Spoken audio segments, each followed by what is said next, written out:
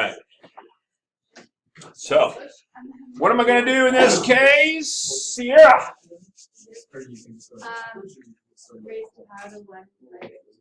Right, so I'm going to integrate because I need to get back down to displacement, right? Because I want to do the exact same thing I just did.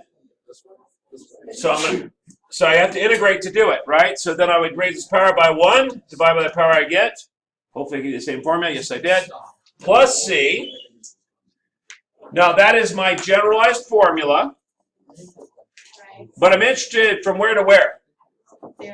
0 to 10. So I'm going to put the 0 to 10 back in here, because that's where I want to know how far it's displaced. So then it's 0 to 10 like this when our notation was, right? Yeah. So I plunk the 10 in there, and I'm going to get 4 times 10 squared plus C minus 0 plus C. The C's cancel out as they always do. Again, if you want to drop those, you're welcome to do it. Just remember the C. So I got 400. So I got 400 meters. How long did it take to do the 400 meters? 10 seconds. So I would do 10 minus 0. The 10 seconds takes to do it, and I get my 40 meters per second, the exact same answer. Now, you can do it this way every time. You can. There's a formal formula that you're likely to see on the AP test. Okay? The formal formula looks like this. It's exactly what we just did. Whoops. It's exactly what we just... Come on. Be nice.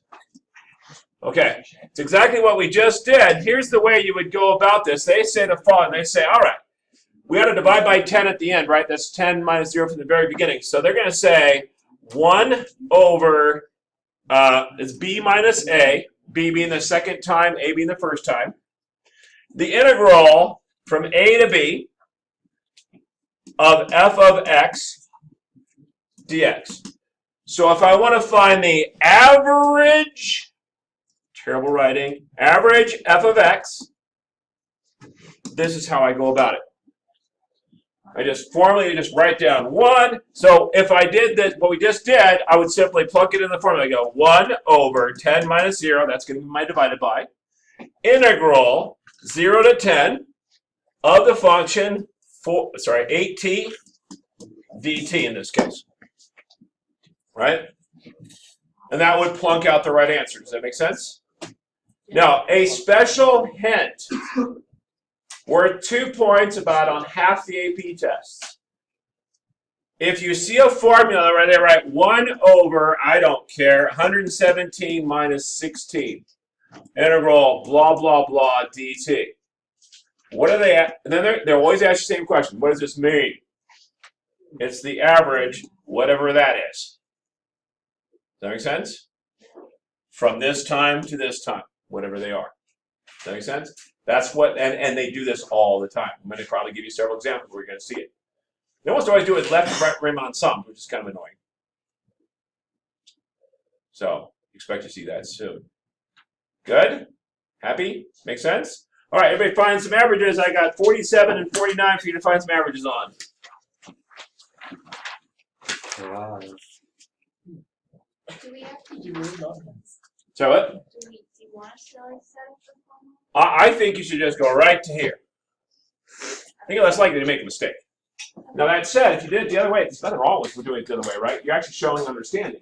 But this is the way you're going to see it, perhaps, and so it's better if you kind of get used to it.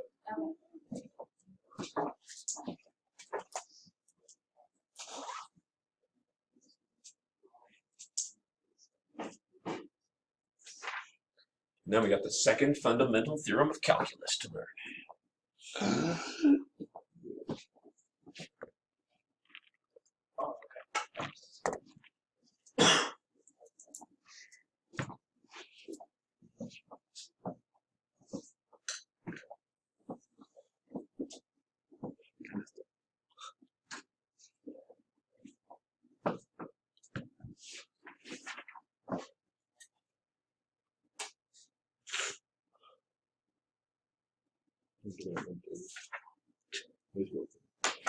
All right, so I'm going to do 47 now.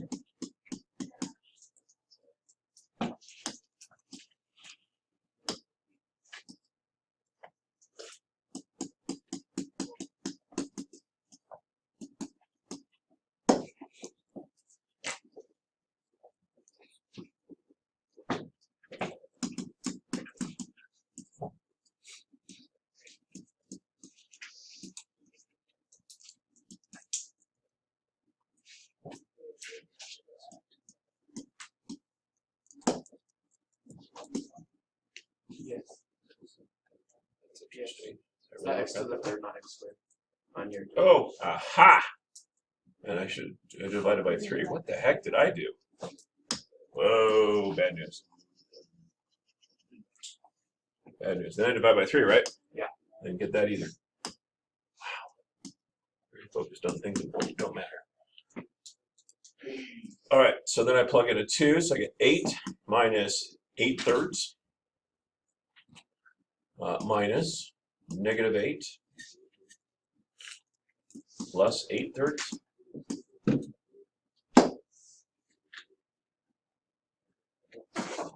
So minus a negative, so that gives me 1/4 times, I got 16 minus 16/3. A little annoying. I got a minus in front here, and that minus means that's going to be, so minus a negative makes it a plus. Watch out for that symmetry. That happens a lot. And so double check your minuses. You can get 0, by the way, but double check your symmetry there. Make sure it's not something where you're missing that minus, right? And again, the way I would typically do it, and I'm not showing you that right now, but if I did it this way, I would just go ahead and plunk that all the way through. You might be it before I started evaluating it, because otherwise my head starts to explode. I get confused. So then I got 1/4 of 48/3 minus 16/3. Do the common denominator thing. A 1/4, 32/3. 32 over 12. It's going to take an hour. 16 over 6. 8 over 3. That's good enough because we're calculus students.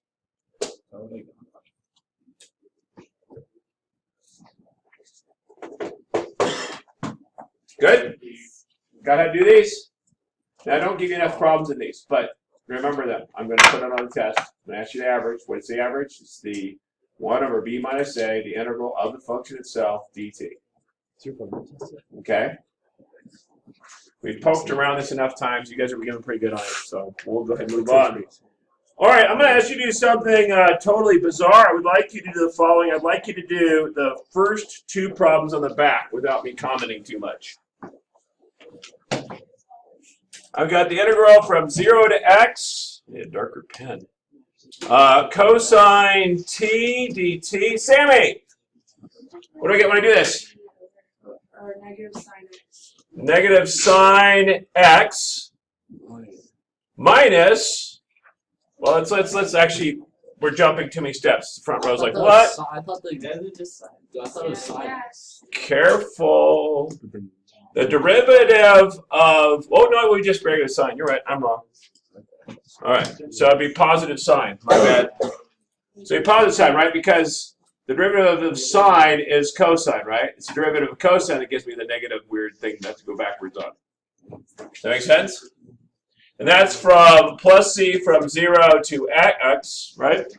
Plug an x in here, I get sine x minus sine 0. What is sine of 0?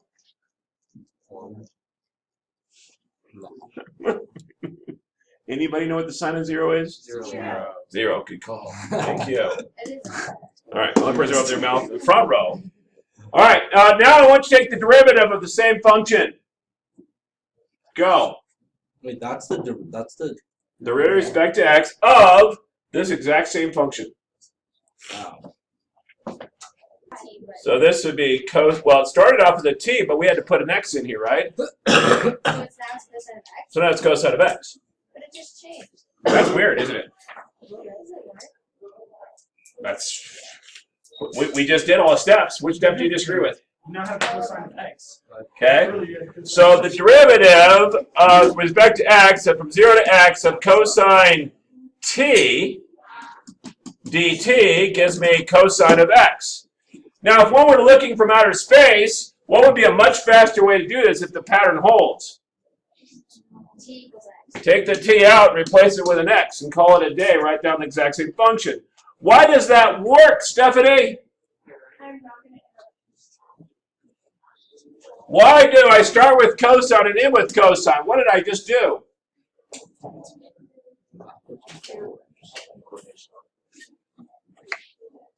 I took the derivative of an integral. Isn't those inverse functions? That's like multiplying by 2 and dividing by 2. What should I expect to get? Whatever I started with, right? So this is one of the problems that's going to be on your test. And if you miss it, I'll never know. But if you do, it's going to make me cry a little bit. Try number 81. See if you know how to do these problems now. Wait, what is that second? I'm asking you to find the derivative. I'm asking you to try these. 81. It says down there, I want you to find the derivative of the integral. And if you're doing it, if you understood what I'm talking about, it'll take you 4.2 seconds to do it. Well, you have to, if you've got it, here we go. Now, it does say in the instructions, be careful. The instructions say take the derivative of the integral, right? So that's in the instructions. And that's oftentimes where it appears. So I'm taking the derivative of this integral. Right? So I go and take the derivative of this integral. I simply look up here. I put an x squared minus 2x. I'm done. Done. What just happened here? Now, here's some interesting thoughts, though, that should worry us a little bit. 1. What happened to C? Why not? Why don't we need it? Right, we're on a set interval, so it'd go away. And on top of that, when I have a C here, when I take the derivative of C, what happens to it? It goes away. All right, what about -2, though? We didn't do -2 last time. -2 is going to give us a number when we plug it in, right? Yeah. We take the derivative of a number, what happens to that number? 0. It goes away, right? So what number down here changes anything? Nothing. I could use -1,017,153.2 on the bottom. Guess what you're going to do with that number? Nothing. And by the way, AP Central loves to put bad numbers down here. They love to put weird numbers down there. Just to see us students play with them. They like to do it on the non-calculator part too, which makes it even more amusing. If you start stumbling and trying to do this. Okay? Everybody try 83 through 90 through 89, and then we're gonna run into a problem. I'm confused. And what happens? Well, I do exactly what I just said. I gotta go root sine x. But wait a moment. We just took a derivative, not with respect to x. We took it with respect to sine x. What happens when you take a derivative with respect to the wrong thing? You have to do a d. You get a chain, right? So you must tack on to the end. This isn't so bad, Sammy. Don't scrunch your face yet. You just have to tack on the derivative of the top. And what is the derivative of sine x? Cosine x. And that's the answer now. So all that happens if you do with respect to something other than x, you have to tack on a chain. Good? Yeah. No? Why do you, like on 83